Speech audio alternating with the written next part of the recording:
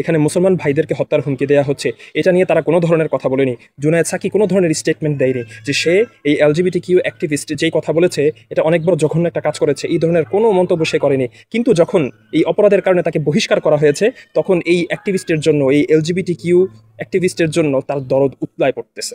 আমরা কখনো চাই না তারা ওই সমস্ত জায়গাগুলো থেকে নেমে যাক। আমরা চাই তারাই আমাদের জন্য বিভিন্ন নীতি নির্ধারণ করুক, আমরা চাই তারাই আমাদের জন্য নিয়মকানুন তৈরি করুক। বাংলাদেশের অবুঝ মুসলমানেরা এমন কিছু মানুষদেরকে রাজনীতিবিদ হিসেবে নিজেদের সারতাজ বানিয়ে রেখেছে, নিজেদের নেতা এবং নিজেদের নীতি নির্ধারক হিসেবে বিবেচনা করে রেখেছে, যাদের মাঝে নেফাক, হিপোক্রিসির কোনো ধরনের শেষ নেই। কিছুদিন আগে আমাদের আসিফ মাহতাব স্যার এবং ডক্টর সারোয়ারকে কী ধরনের জঘন্য হত্যার হুমকি দেয়া হলো। যেই ব্যক্তি হত্যার হুমকি দিয়েছে সে হচ্ছে একজন LGBTQ অ্যাক্টিভিস্ট। তো সে হত্যার হুমকি দিয়েছে যে সে আসিফ মাহতাব স্যার এবং ডক্টর সারোয়ারকে হত্যা করে ফেলবে। এটা নিয়ে কোনো রাজনীতিবিদ, কোনো উপদেষ্টা কোনো ধরনের বক্তব্য দেয়নি। কিন্তু যখন এই LGBTQ অ্যাক্টিভিস্টকে তার শিক্ষা প্রতিষ্ঠান থেকে বহিষ্কার করা হলো তখন এটা নিয়ে জুনায়েদ সাকি নামক এক কুখ্যাত রাজনীতিবিদ সে সাথে সাথে এটাকে কনডেম করে পোস্ট করেছে যে তাকে কেন শিক্ষা প্রতিষ্ঠান থেকে বহিষ্কার করা হলো, এটাকে সে নিন্দা জানিয়েছে এবং তাকে যেন ফেরত নেওয়া হয় সে এই কথা বলেছে।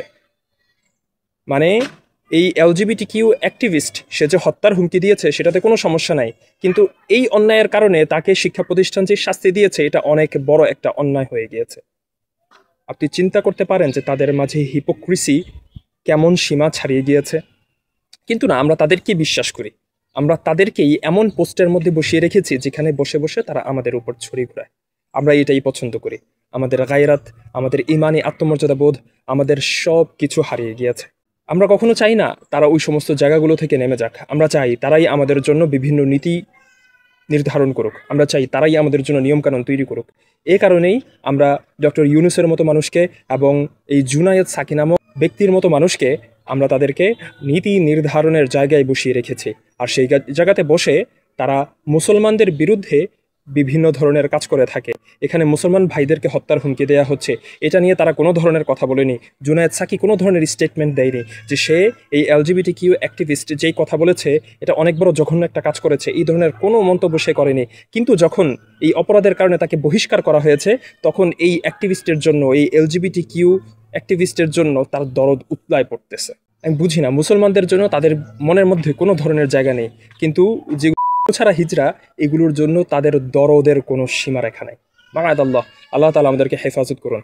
আল্লাহ তাআলা এই ধরনের মানুষদেরকে, যাদেরকে আমরা বড় বড় নেতা বানিয়ে রেখেছি, মুসলমানদেরকে আল্লাহ সুবহানাহু ওয়া তাআলা সেই তৌফিক দান করুন যাতে করে তারা চিনতে পারে যে কারা তাদের নেতা হতে পারে আর কারা তাদের শত্রু হয়ে থাকে। আল্লাহ সুবহানাহু ওয়া তাআলা আমাদের প্রত্যেককে সহিহ বুঝ দান করুন। আমিন।